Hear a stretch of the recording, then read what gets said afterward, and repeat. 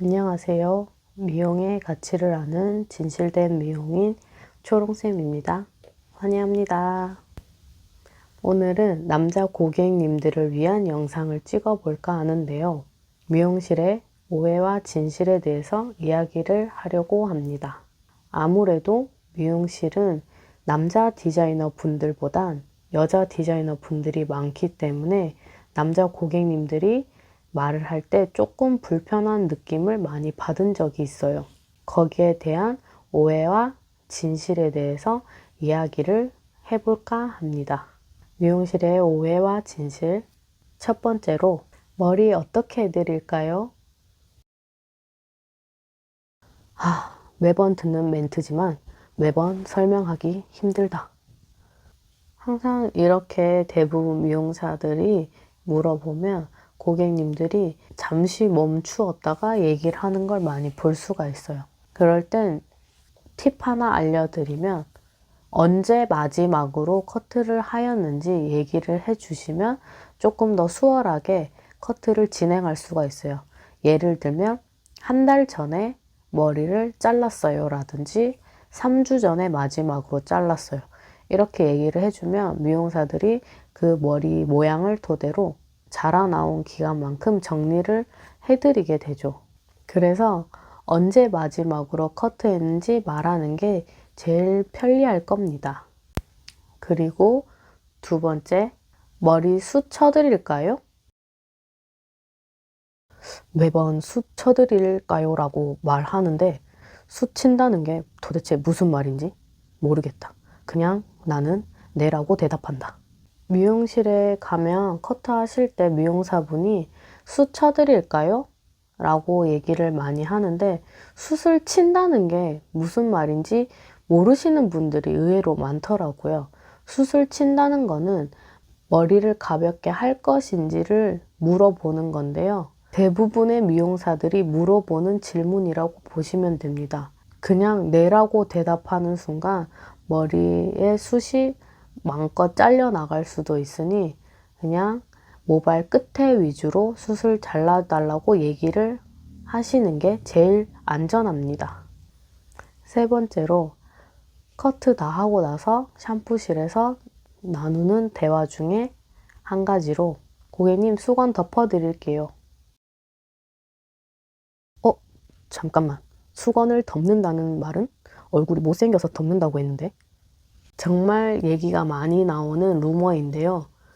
미용실에서 수건을 덮는 이유는 얼굴이 못생겨서가 아니고 그냥 단순하게 물이 튈까봐, 샴푸에 거품이 튈까봐입니다.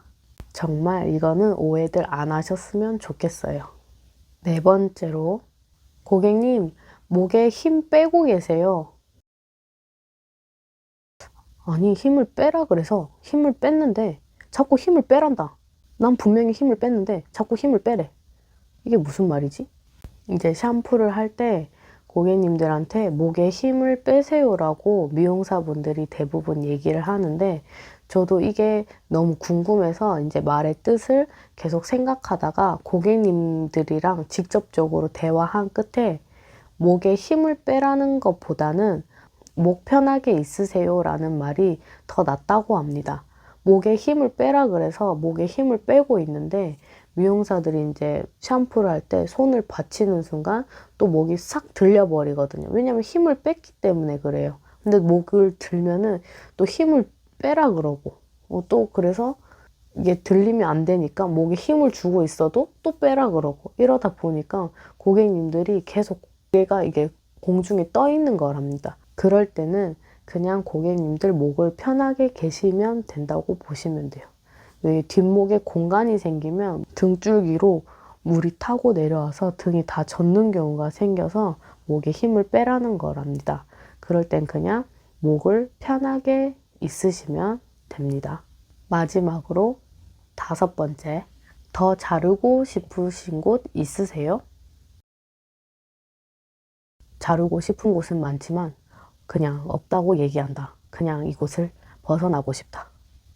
어때요? 좀 공감이 되셨나요? 남자분들이 미용실 오셨을 때 힘든 부분이 제가 봤을 때는 제일 처음에 얘기했던 어떻게 잘라 드릴까요? 라고 얘기했을 때 제일 말하기 힘들어 하시는 것 같아요. 그럴 때는 그냥 이제 마지막에 커트했던 기간을 얘기를 해주시거나 제가 항상 제 고객님들한테 알려드리는 게 한 미용실을 정해서 그 미용사분에게 머리를 자르면 좋은데 미용실 대부분이 정착을 한다고 미용실 대부분 원하는 디자이너가 있을 때 정착을 한다 싶으면은 그 미용사가 또 다른 데로 가 있다던가 이런 부분이 많이 생겨서 미용실 유목민이라는 단어들이 많이 생겨나고 있는데요. 머리를 잘랐을 때 마음에 드는 날도 있을 거 아니에요. 그때 그 마음에 드는 머리 스타일을 정면 모습 하나랑 뒷모습, 옆모습 이렇게 사진을 찍어서 미용사분께 보여주시는 게 제일 좋습니다. 뭐 비슷한 헤어스타일의 사진을 들고 오는 것도 좋지만 사진으로 찍어 두셨다가 본인 사진을 보여주시는 것도 제일 괜찮은 방법입니다. 그럼 오늘은 미용실의 오해와 진실에 대해서 얘기를 나누었는데요. 다음에도 미용실에 관한 재밌는 영상으로 찾아뵐게요. 그럼 오늘도 여러분 안녕.